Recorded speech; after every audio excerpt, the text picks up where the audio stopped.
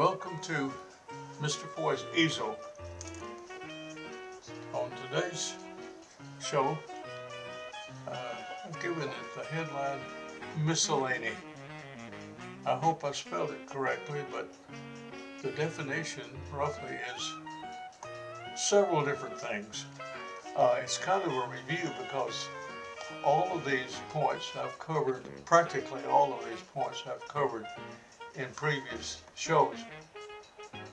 Certainly I've talked at length sometimes about exaggeration, that first word there, and briefly here are some examples of that that cartoonists use. Say exaggerated facial features like big eyes like that.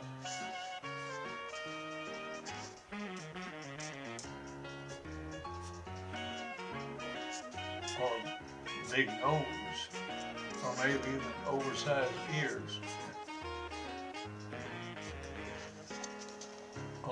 Also exaggerated emotions on a cartoon character,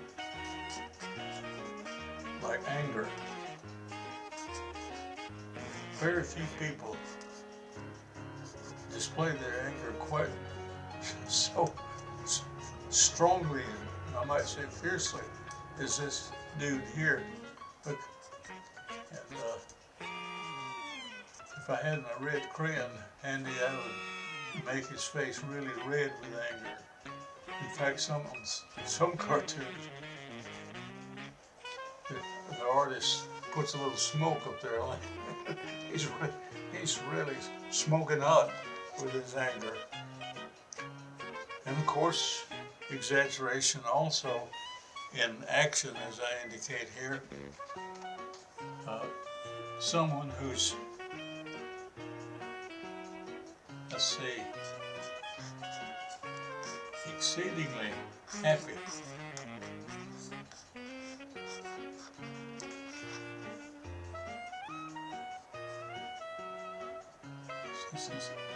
He's jumping up and down happy.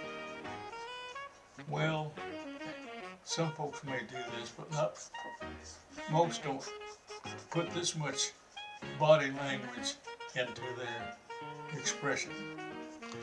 So here are just a few examples of exaggeration. And this next one is lines. I hardly ever draw a cartoon of a character in motion without using lines. Take, for example, this dog. He's running out to meet you when you come home, or running down the hill. These lines here are known as speed lines or motion lines. There are other kinds, of course. Sometimes a character in a cartoon, let me show you, he's surprised at something pleasantly, and for some reason the cartoonists put these little lines out there to accentuate the feeling that this rooster in this case is showing. And several times on the show I've drawn a character out in a real cold weather, and it's so cold that he's shivering. These little lines here indicate that he's really cold. And of course there's this next one, balloons. I'm sure everyone has watched the show very much and knows what these are. They're the little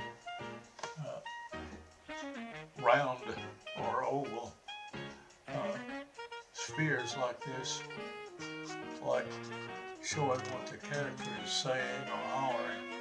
Now this guy,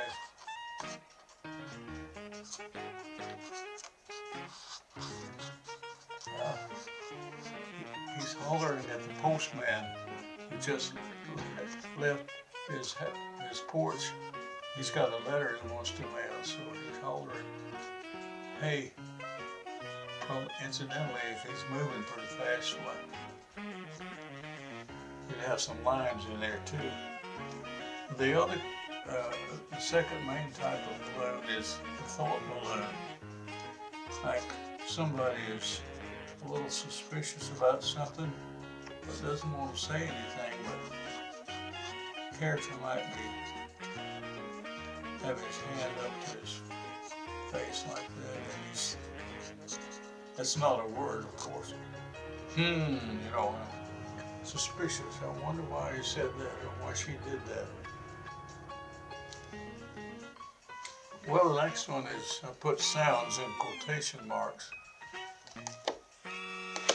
Unless you're talking about an animated cartoon at the theater or on television, you have to use pen lines or terms or words or made-up words to indicate sounds. Like, for example, let's say there's an explosion, and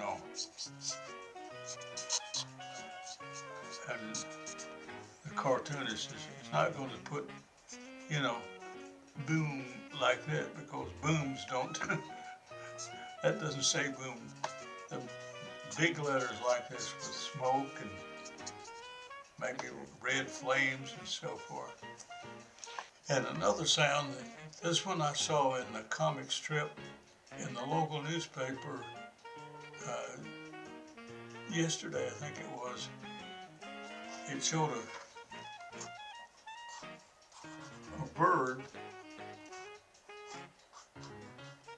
that was still in the air, but it was getting close to the ground. And the wings were moving, and then the cartoon strip, you had this word, flap, flap, I don't know, several times. Supposedly, that's how you would, if that were a word, that would, it would be the description of wings flapping in the air.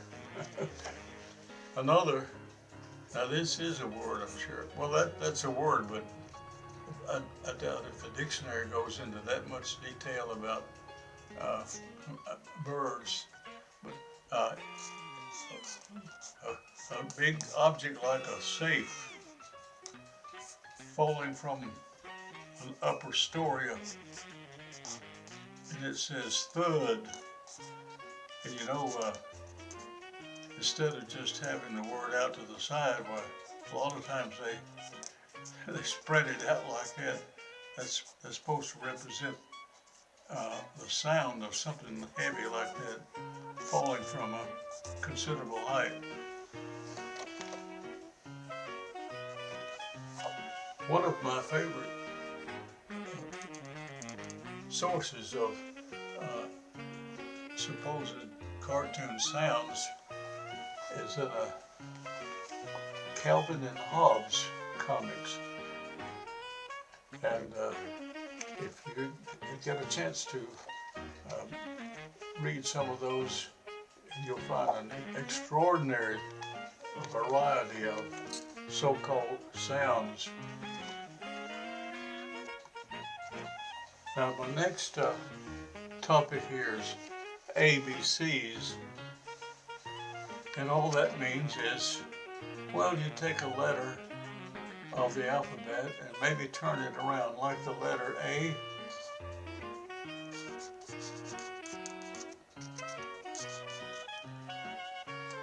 And you make a drawing out of it, either a person or an object. Okay, if if I turn that A upside down,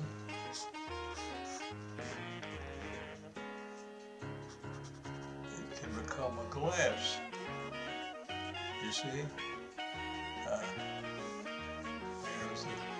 There's the plate, here's the utensils, and there's the glass. Or if you prefer having a character, you can make an egg kind of like that and make a sleepy dog. See the egg? And several of those. Let's take B. Take a capital B and put it upside down. You can make somebody with, shall we say, prominent teeth. Or, if you want to make it in something a little different, you can have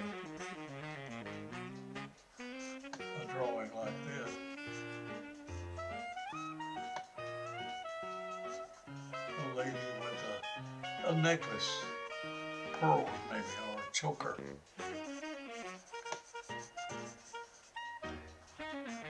And so on. I will give one or two more examples.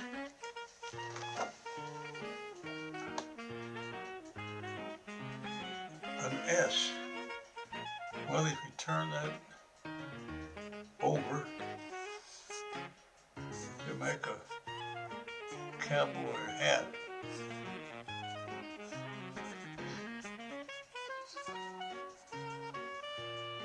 Or if you so desire, you can have a guy like this, smoking a pipe. Put the S up here, like that, and then throw it on down. It becomes the pipe smoke. And along the line of ABC, something that's a lot of fun when you learn to do it for yourself or your friends or family is cartoons from initials. For example, I met someone recently whose initials were FH.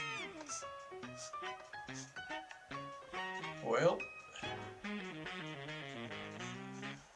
what I did was to make a hat. I mean a really big hat.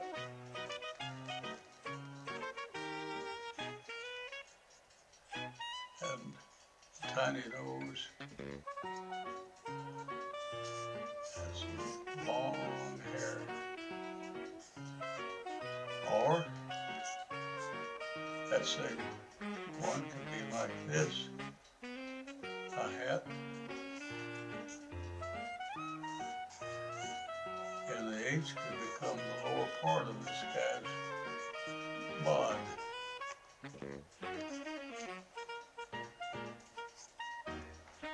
Another person I met on that same occasion, her initials were SM. So I didn't do a cowboy hat out of the S.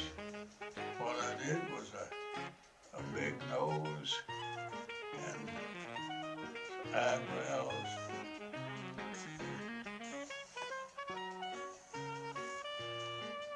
And then an M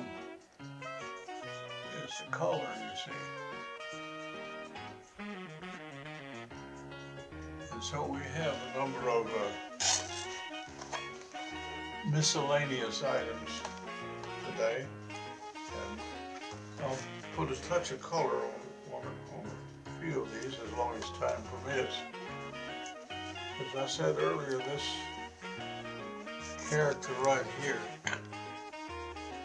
he's really furious, so he's almost on fire with anger. And well, I told you this was a hill. It's a grassy hill, And his master's house is up on the hill, and the little dog is running as fast as he can to welcome him home.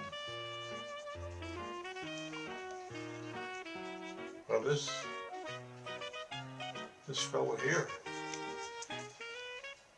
he may be red in the face, or at least on his nose, and he's not angry, he's just cold. It's cold out here. And if I had him speaking, if I had a balloon for him, it would probably be something like brr, B-R-R. Speaking of which,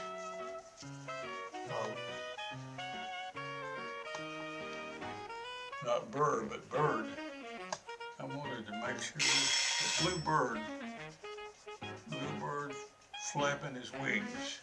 And here you have boom on the outside and a lot of clouds on either side.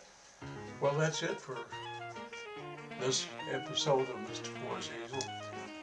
Tune in again.